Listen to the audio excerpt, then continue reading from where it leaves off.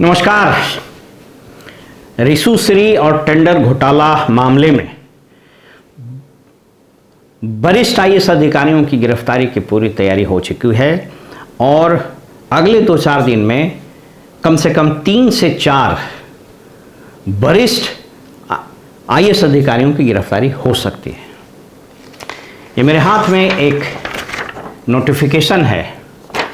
ये नोटिफिकेशन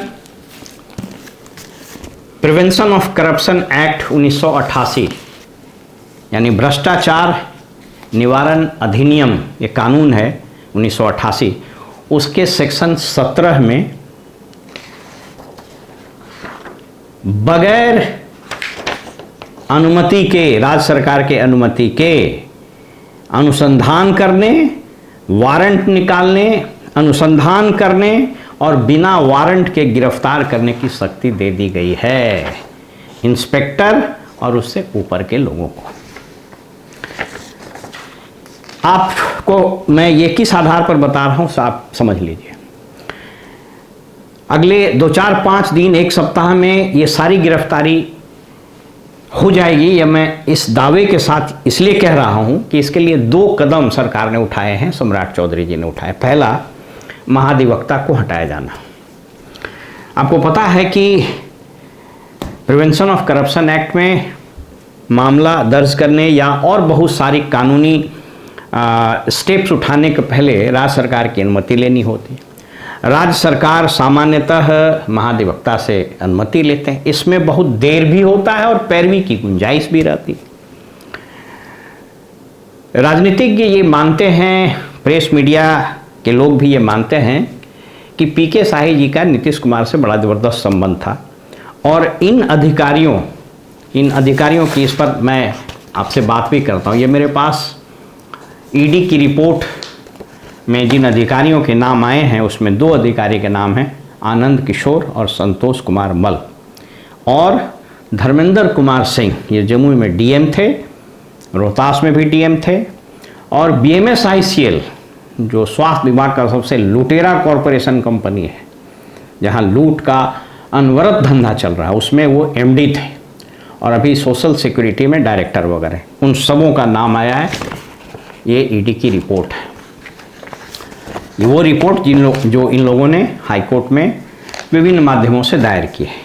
तो ये 3-4 अधिकारियों का गिरफ्तारी अब तय माना जा रहा है, क्योंकि इसमें 2 अड़चन आ रही थी। पहला, महाधिवक्ता का कार्यालय, और दूसरा अड़चन आ रहा था कि प्रिवेंशन ऑफ करप्शन एक्ट के धारा 17, इसमें लिखा हुआ है, धारा 17 में मैं आपको स्क्रीन पर दिखा देता हूं कि इसमें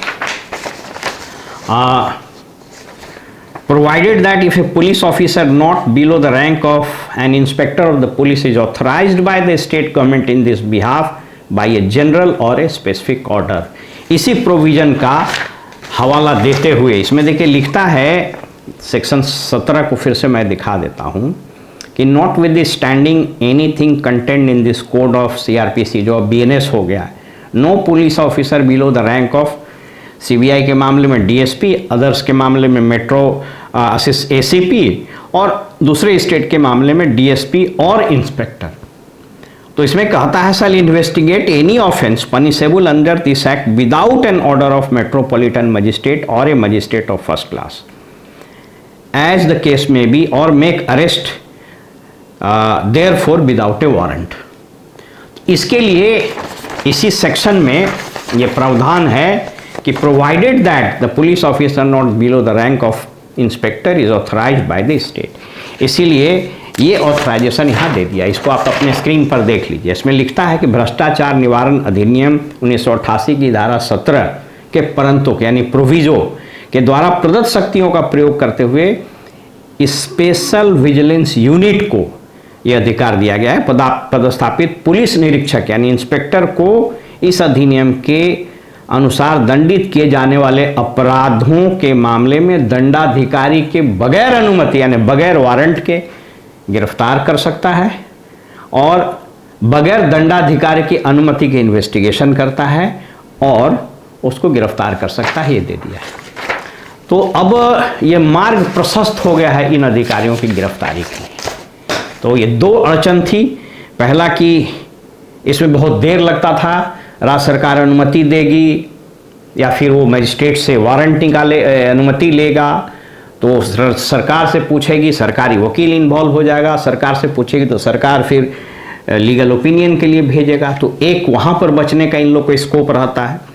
और दूसरा था कि ये जो कानूनी प्रावधान था तो उसको हटा दिया गया, महाधिवक्ता को हटा के अपने अब किसको नियुक्त करेगी सरकार जानेगी। और दूसरा कि ये कानूनी अड़चन थी, इसको जो पावर था स्टेट गवर्नमेंट को, ये ऑलरेडी स्पेशल विजिलेंस यूनिट को दे दिया गया। यानी स्पेशल विजिलेंस यूनिट के इंस्पेक्टर या एबव अधिकारी इनको बगैर किसी अनुमति के इन्वेस्टिगेशन कर सकते हैं और बगैर वारंट के इनको गिरफ्तार कर सकते हैं। इसलिए आप देख लीजिएगा आने वाले चंद दिनों में, चंद सप्ताह में इन सभी लोगों का जिसका नाम आया है उसकी गिरफ्तारी सुनिश्चित हो जाएगी। ये मामला बड़ा दिलचस्प होने वाला है क्योंकि रिशु श्री रिमांड पर है और नित नए खुलासे वो करता जा रहा है, नित नए अधिकारियों के नाम आ रहे हैं। जो व्हाट्सएप में जो सनसनीखेज कारनामे इन आईएएस अधिकारियों के हो रहे हैं वो सुन करके तो आपके होश फाफ्ता हो जाएंगे। नगर विकास विभाग जिसमें एक अधिकारी 2 बार रहा है, इसने जो गुल वहाँ खिलाया है तो इसकी अब कलई खुलनी शुरू हो गई है।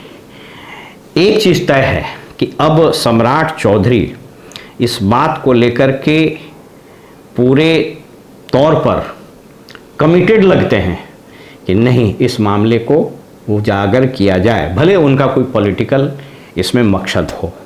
तो नीतीश कुमार के संरक्षण प्राप्त कर रहे इन घोटालेबाज अधिकारियों के ऊपर से संरक्षण की छतरी धीरे धीरे हट रही है और ये सब लोग जो बेनकाब ऑलरेडी हो चुके हैं, ये सभी लोग सलाखों के पीछे होंगे। फिलहाल हमें इजाज़त दीजिए और आप देखते रहिए वॉइस ऑफ रिपब्लिक। नमस्कार।